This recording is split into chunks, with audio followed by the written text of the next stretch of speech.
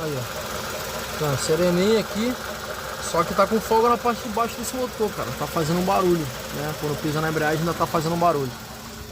E a folga na parte de baixo aí. Vai ter que acionar a garantia lá com aquele cidadão lá que comprou o motor nele. Entendeu? Vou pisar ali pra tu ver. Pisa lá, ó, na embreagem.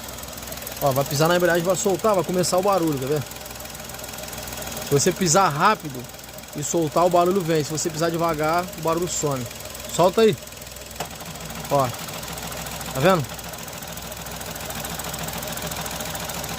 Aí o barulho aparece. Pisa devagar agora. Ó, pisou.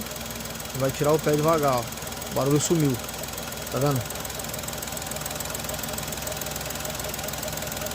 Pisa rápido.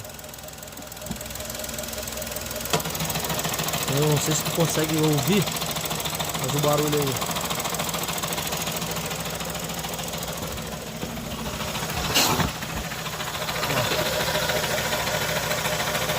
Pisa devagar.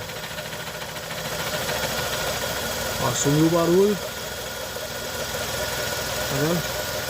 Pisa rápido agora. Voltou o barulho. Isso é fogo no virabrequim, cara. Tá com fogo no virabrequim. O da caixa sumiu, que era aquele barulho infernal que não parava nem a pau. Nem pisando na embreagem ele e soltando ele não parava.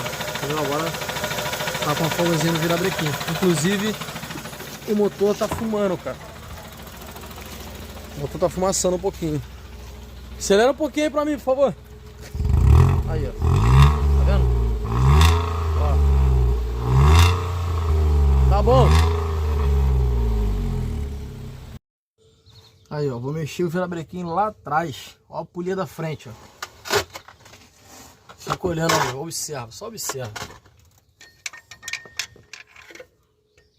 Ó. Tô mexendo o volante. Esse vai dar pra ver daí.